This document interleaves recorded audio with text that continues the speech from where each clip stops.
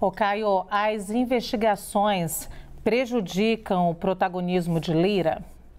Não, creio que não. Até porque, pelo que eu li, eu quero ter sigiloso, né? Mas o que chegou pra gente, ele não é sequer investigado. Né? A gente está falando de aliados políticos numa fase aí de inquérito. Né? Isso de novo, é uma operação da Polícia Federal, é uma operação que, assim, os resultados, eles emergem claros, né? Há fotografias, né? Enfim, dos resultados da busca e apreensão, mas isso não implica, lógico, pode criar um estresse, aí sim, né, para a figura política, lá do ponto de vista regional e de aliados, até porque, né, como disse o Zé Eduardo, o imaginário toma corpo e muitas vezes os próprios aliados, né, do presidente da Câmara, eles podem se indispor com ele, achando que ele deveria... Aí começa a loucura, né, Zé? Ele deveria ter interferido junto ao ministro da Justiça do governo, com o qual ele colaborou para a aprovação de medidas provisórias, pela liberação de verbas. Você entendeu? Aí meio que o nexo de causalidade tende ao infinito, né, Zé? Eu lembro dessa... Exatamente isso, cara. E olha, isso é uma loucura de tão grande dimensão que ela é absolutamente interminável, porque as especulações vão se sucedem, aí elas se vendem em situações. É realmente um drama esse tipo de coisa quando acontece e não tem saída, viu, Luciana? Infelizmente, nós não temos saída. Olha, eu quero ler, antes de fazer a pergunta para o Zé, eu quero ler aqui algumas respostas aqui. A Rita está dizendo, lindo, vocês concordarem. Aí tem gente aqui dizendo, pede para os dois pararem de concordar, a gente quer ver treta e é isso. Gente, aproveita esse dia de paz, tá? É gratuito, aproveita a promoção porque ela pode acabar, tá? Ô Zé, as investigações prejudicam o protagonismo de Lira?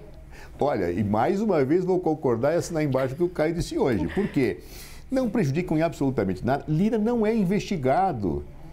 Mas, se ele fosse investigado, essa ordem teria que ter vindo do Supremo Tribunal Federal. E não veio. Ou seja, ele não está nem... O que está se fazendo é uma especulação política de que são pessoas aliadas a ele. Agora, em Alagoas, essas pessoas... Não, eu não posso nem condenar essas pessoas, vamos investigar. Os indícios são fortes, os indícios parecem, pelo que eu li na imprensa, são pesados contra as pessoas. Agora, eu não sei se elas fazem proveito próprio, eu não sei se elas fazem proveito de alguma outra pessoa. Não dá para atingir o presidente Arthur Lira desta forma. Eu acho que não é assim que nós temos que lidar numa república com as imagens das pessoas. Nós temos que respeitar. Não que existam pessoas acima do bem e do mal, não, vamos investigar todos, mas não dá para dizer que Arthur Lira está envolvido nisso. Eu acho isso triste nós vemos esse tipo de coisa, essas suposições, que são análises políticas conspiratórias e que deliciam a opinião pública, mas que realmente não tem base.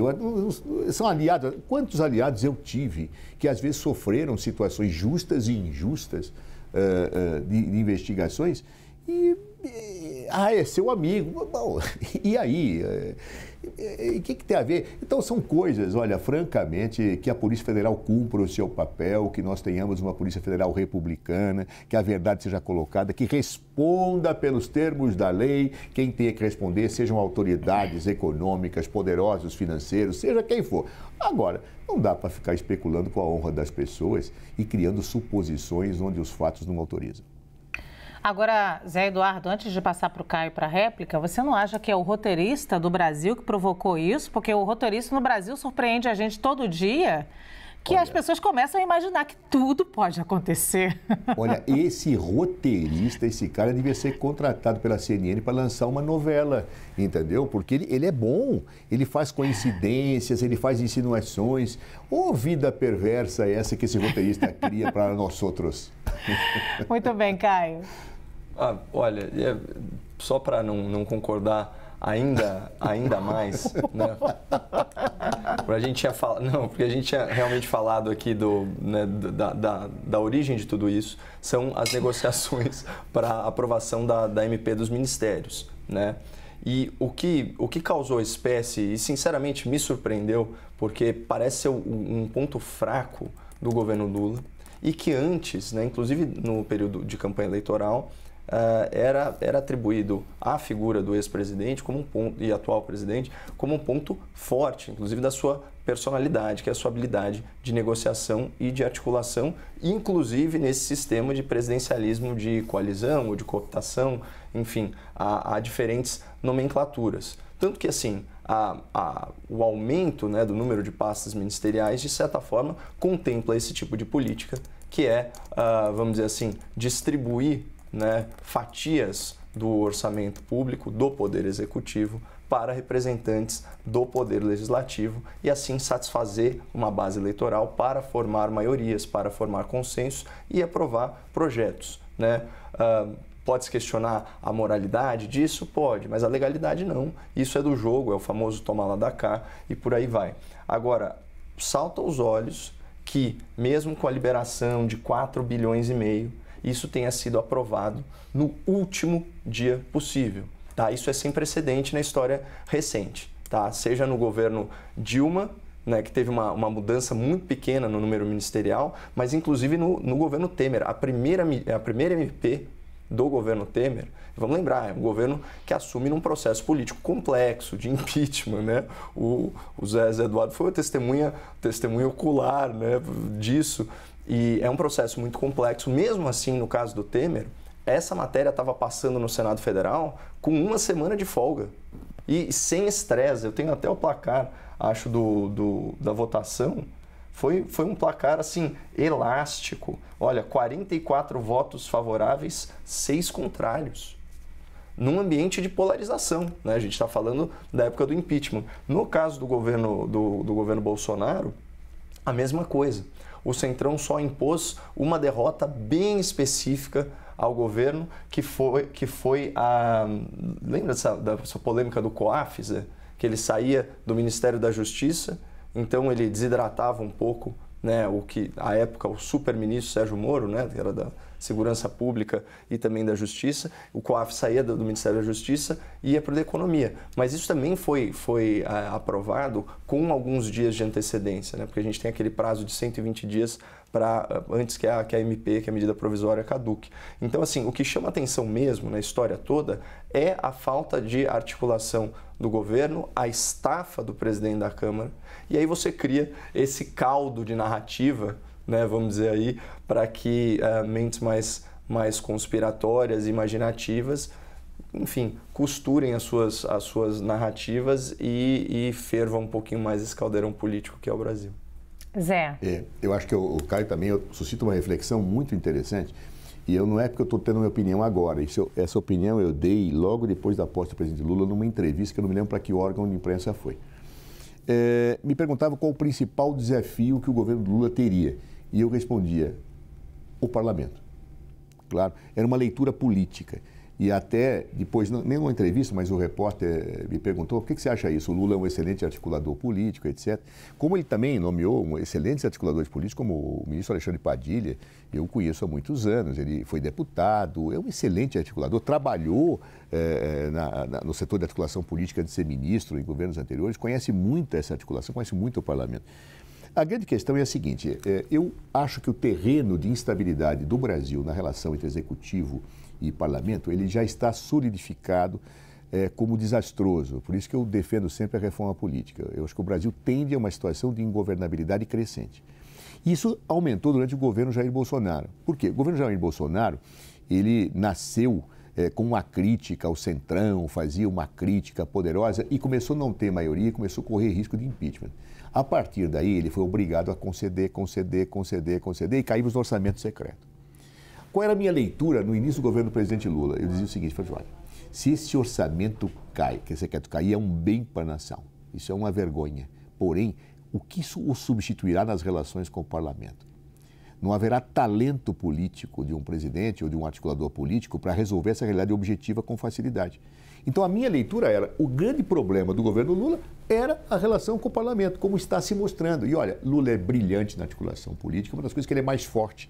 Ele é um homem que sabe conduzir, que tem experiência. Alexandre Padilha e outros que estão lá também são craques, líderes do governo. Todos eles são experientes. Porém, a realidade objetiva ela induz a esse problema. Ou seja, eu não posso fazer uma análise só por problemas subjetivos, eu acredito. Quando o terreno é muito ruim, não há talento que resolva. E o terreno é um pós-período Bolsonaro em que o orçamento secreto não existe. Está mostrando aí os problemas, a operação de hoje é fruto do orçamento secreto, né? Ou seja, é o principal problema. O Brasil, entre governo de direita e governo de esquerda, de centro, de lado, de frente, vai ter sempre um problema na governabilidade com o parlamento. Nós só vamos resolver isso com um redirecionamento, um requacionamento através de uma reforma política. Até lá nós vamos amargar muito, os articuladores políticos vão sofrer muito, nós vamos ter situações de desestabilização permanente, ou seja, ou nós nos conscientizamos que nós precisamos fazer uma reforma política nesse país, isso para o bem da esquerda, da direita, para o bem da democracia, ou nós vamos ter sempre esse tipo de problema. Ou seja, um tipo de negociação complicadíssima entre executivo e legislativo, que às vezes revala para situações que a Polícia Federal tem que entrar, apurar, e aí gera uma confusão no segundo momento. Ou seja, esta é a realidade de um terreno institucional que o governo Lula herdou e que futuros governos herdarão, sempre problemático enquanto não for resolvido.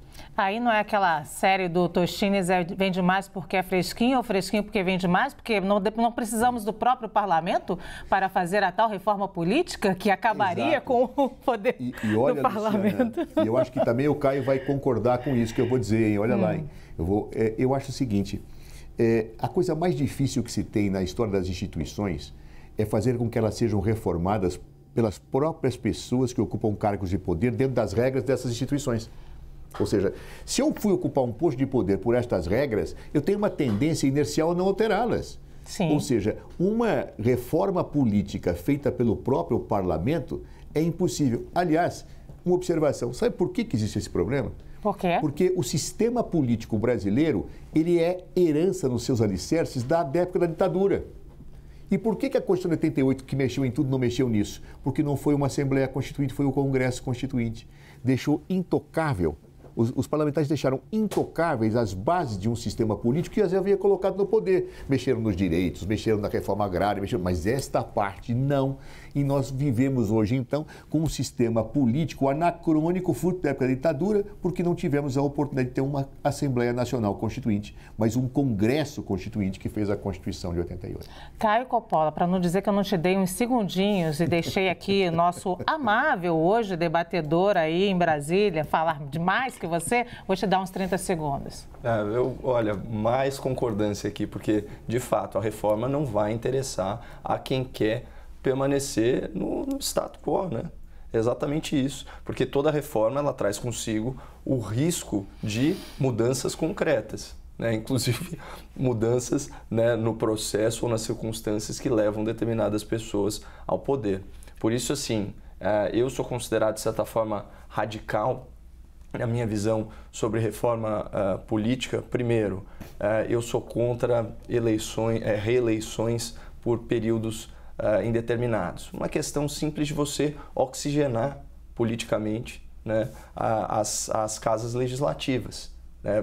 Mandato, aí 2 mandatos, desculpa, a gente está com pouco tempo, mas enfim, é muito difícil você concorrer com um parlamentar, Lu, que ele goza de toda sorte de privilégios, inclusive Sim. das tais emendas individuais, são bilhões e bilhões de reais, né, para o Congresso. Como que um novo entrante vai concorrer com alguém que pode irrigar suas bases eleitorais com esse tipo de recurso? E isso tira poder do Poder Executivo.